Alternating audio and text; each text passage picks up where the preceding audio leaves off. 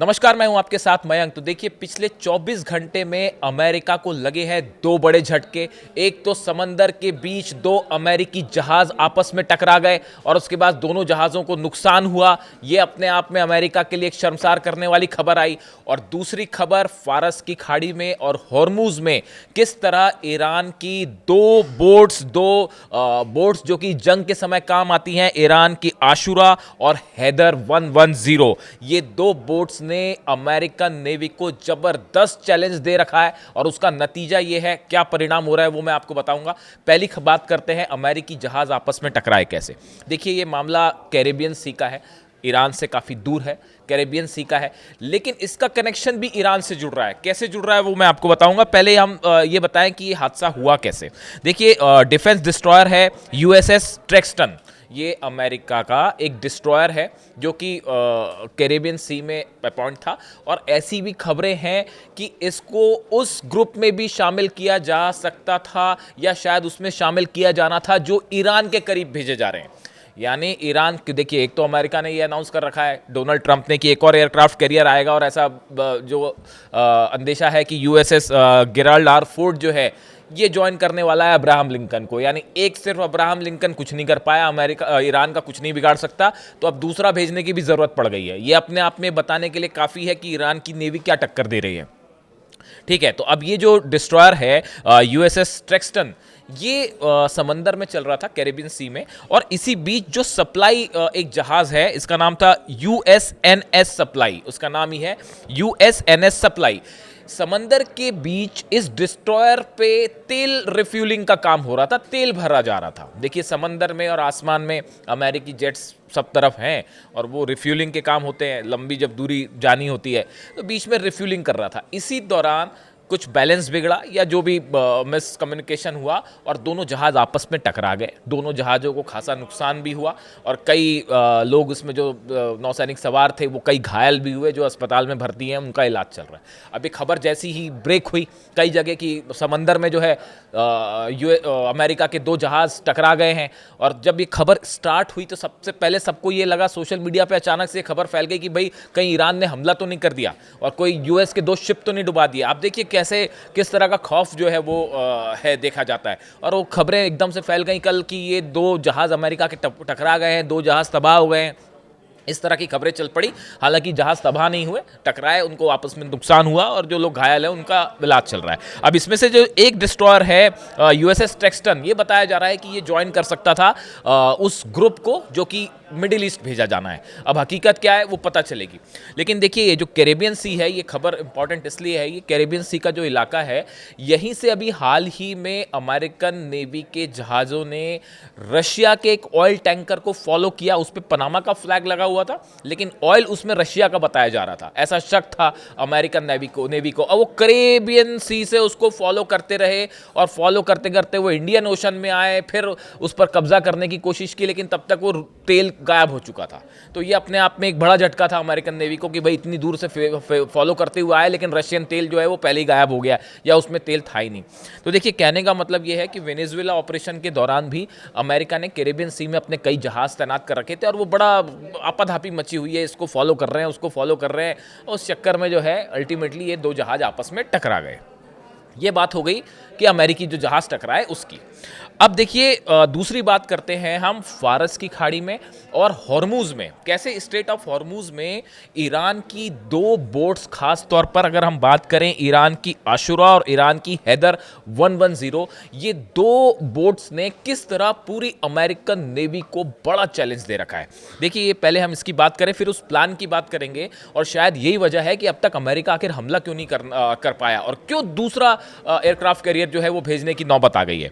देखिए, ईरान की जो आशुरा है class boat, Islamic revolutionary guard corps यानी आईआरजीसी की, इसने इस बोट को डेवलप किया है और ये इसका इस्तेमाल करते हैं।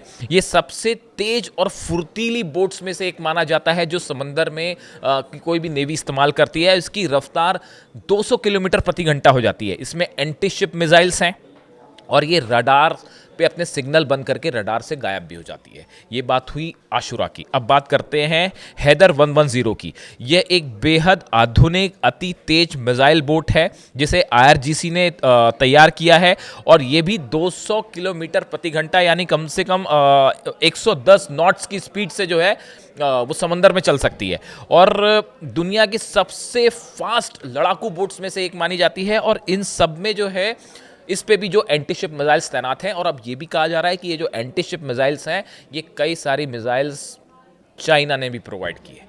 अब देखिए प्लान क्या तैयार किया गया। जो प्लान ईरान ने तैयार किया, ईरान के पास एयरक्राफ्ट कैरियर नहीं है, वो अब्राहम लिंकन है, USS गेराल्ड आर फोर्ड दूसरा एयरक्राफ्ट कैरियर भेजा जा रहा है। लेकिन जो नौसेना से जुड़े एक्सपर्ट्स बता रहे हैं कि ईरान ने प्लान तैयार किया है कि ये जो आशुरा और हैदर 110 बोट्स हैं, ऐसी करीब 100 से ज़्यादा बोट्स जो है वो हार्मूज में और फारस की खाड़ी में ऑलरेडी उतार दी गई हैं। बाकी कितनी है उसकी मैं बात नहीं कर रहा हूं, जो ऑलरेडी हॉर्मूज में और फारस की खाड़ी के आसपास जो है उतार दी गई हैं 100 से ज़्यादा बोट्स। इन सब में एंटी शिप मिसाइल्स लगी हुई हैं। अब जो आकलन किया जा रहा है, जो प्लान ये है कि अगर किसी भी तरह का हमला अब्राहम लिंकन से होता है, या जो 9 डिस्ट्रॉयर्स अब्राहम लिंकन के को पीछे बैक करते हैं, अगर इनसे किसी भी तरह का हमला होता है तो ये 100 की 100 से ज़्यादा शायद ज़रूरत पड़ने पे और उतारी जा सके, ये हैदर 110 और आशुरा जो है वो सीधा अटैक कर सकती हैं अब्राहम लिंकन की तरफ। अब आप देखिए करीब 700 किलोमीटर के डिस्टेंस पे बताया जा रहा है अब्राहम लिंकन है ईरान के वाटर्स से। 700 किलोमीटर बहुत ज़्यादा डिस्टेंस नहीं है, और ऐसे हालात में अगर 200 किलोमीटर प्रति घंटे की रफ्तार से आप देखिए कि 100 बोट्स एक साथ आगे बढ़ें, सब में एंटी शिप मिसाइल्स हैं और सब एक साथ मिसाइल्स फायर करें, तो बताया जाता है कि ईरान के डिफेंस को उसको अमेरिका के जो डिफेंस हैं उसको रोकना मुश्किल हो जाएगा, और अब्राहम लिंकन को बचाना यहाँ पर मुश्किल हो जाएगा। देखिए ये इस तरह का प्लान पहले भी एक बार आजमाया जा चुका है, जिसमें कई बार जहाज़ों को बड़ा नुकसान देखा गया समंदर में, और इसको एक प्लान खास तौर पे इस प्लान के रूप में जाना जाता है इसको। और देखिए इसके साथ अगर बैक हो जाए ड्रोन्स का भी और मिसाइल्स का भी। अब आप देखिए समंदर में, अरे फारस की खाड़ी और हॉर्मूज का वो इलाका है जो ईरान का अपना घर है, ईरान किंग है वहाँ का। आप वहाँ की एक एक चीज़ चप्पे चप्पे से ईरान वाकिफ़ है। वहाँ पे जाके उसको हराना जो है वो ऐसा है कि शेर की मान में जाके शेर से लड़ना उससे उससे आसान मुश्किल काम है, मतलब उसी की तरह है वो, कि आप जो है शेर की मान में घुसें और उसको चैलेंज करें, उससे लड़ें, मुश्किल हो जाएगी अमेरिका के लिए। अब देखिए इसमें जो है बताया जाता है कि अगर 100 बोट्स से एक साथ हमला होता है, ड्रोन्स अलग हैं, मिसाइल्स अलग हैं, अगर 100 बोट से एक साथ हमला होता है और मिसाइल्स फायर कर दी जाती हैं बैक टू बैक, और उसमें से 90 मान लीजिए मिसाइल्स जो बोट से फायर की गई हैं, 90 मिसाइल्स भी अमेरिका ने रोक दी। चलिए मान लीजिए अब्राहम लिंकन थर्ड और पैट्रियट बड़े पावरफुल हैं, रोक दिए। लेकिन अगर 10% मिसाइल्स भी अब्राहम लिंकन पर गिर गई तो वो अब्राहम लिंकन को डिस्ट्रॉय कर सकती हैं, ऐसा एक्सपर्ट्स बता रहे हैं। कि अगर एक साथ मिसाइल्स फायर होती हैं, 90% भी अगर आपने मिसाइल्स को इंटरसेप्ट कर लिया, लेकिन 10% मिसाइल्स भी अगर गिरती हैं अब्राहम लिंकन पर या डिस्ट्रॉयर्स पर, तो ये बड़ा चैलेंज हो जाएगा। और देखिए यही वजह है अब तक कि एक अब्राहम लिंकन अपने आप में बताया जाता है कि चलता फिरता जो है वो पूरा युद्ध का मैदान है। उसमें तरह तरह के फाइटर जेट्स हैं, 90 तो उसमें F-35 और F-16 जेट्स हैं, मिसाइल्स हैं, टॉमहॉक मिसाइल्स हैं। इतना सब होने के बाद भी एक अगर एयरक्राफ्ट कैरियर देखिए हिम्मत नहीं कर पाया अमेरिका हमला करने की। अब गेराल्ड आर फोर्ड भी भेजा जा रहा है, और ये भी कहा जा रहा है कि शायद एक तीसरा एयरक्राफ्ट कैरियर भी पीछे से आएगा।